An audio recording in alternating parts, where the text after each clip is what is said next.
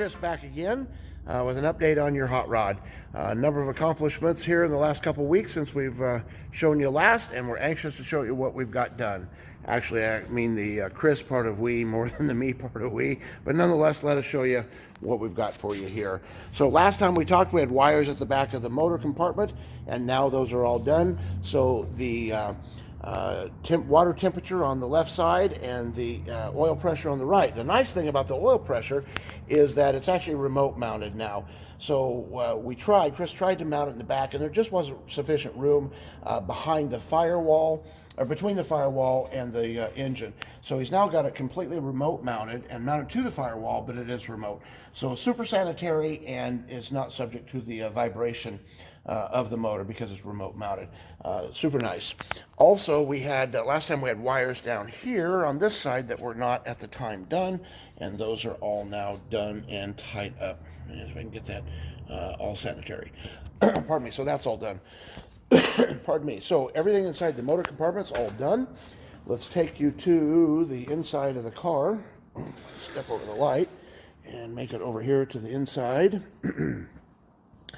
Now, right now, we have the dash down on purpose so we can show you the way he's got the wiring done behind the dash. So everything is in one large split loom on purpose so that everything's sanitary. The wires that are hanging down over on that side all would go to the heater controls or radio or such, or cigarette lighter or other things that we don't have right now. Over on this side, you can't see it, I don't think, but he has the diagnostic port is mounted right there. So it's extremely easy to get to, and yet it's really sanitary out of the way. He's pretty proud of himself. I remember the day he thought of that, came in super proud of the peacock, telling me all about it. So everything's really sanitary. Even the stuff that you can't see is really clean and organized, as well as the stuff that a guy can see. So we're really happy with that. I'm going to go to the back of the car now. So now we're going to get to the big battery cables. I'm going to patch in another video here. Hang on, let me turn on a light. Because Chris actually had a challenge with the main battery cable because it wasn't crimped properly and it came apart.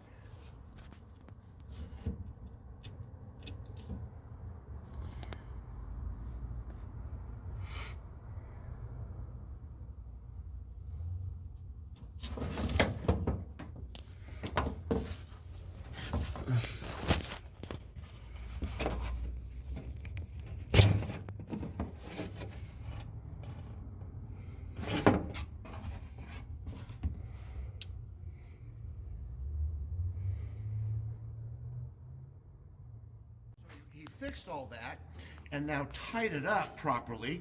So you see here that he rerouted it so it was a little cleaner and organized, and then recrimped it, and thankful that he actually found that, because that would have caused a problem. Also, when we chat on the phone, I want to chat with you a little bit about this wire here that goes across the floor of the trunk and then down to the fuel tank.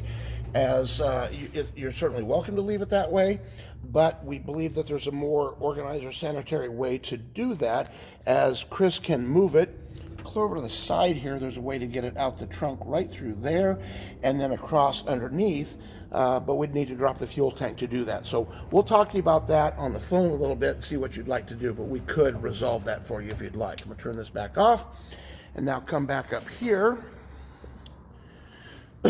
into the passenger compartment here.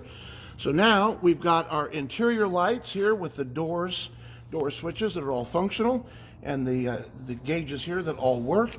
And the other thing that he got done was the neutral safety switch. So last time when we bumped the starter, now when he tries to do that, it actually won't work. Turn the lights on here. So we try to do it and it won't work until push the clutch in, and now we can bump the motor over. Hey, check that out. The car runs. Look at that. Let's walk up here. Sounds awesome, Ryan. Your motor sounds great. Runs great. No runs, no drips, no airs. And it looks fantastic.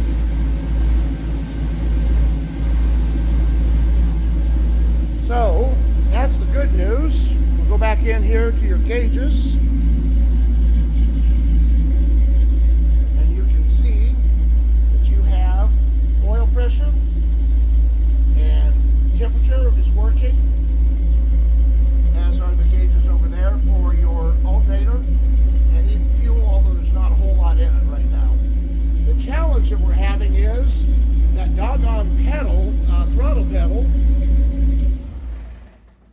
throttle pedal is still fighting us. He has depinned that thing more times than you can shake a stick at and still struggling to get that deadgum throttle pedal to work.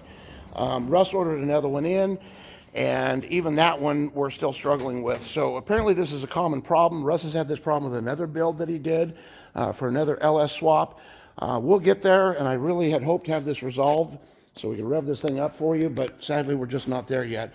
But the good news is all the wiring for all the computer, everything works. So the thing runs and it lives, and I hope you're pleased with that.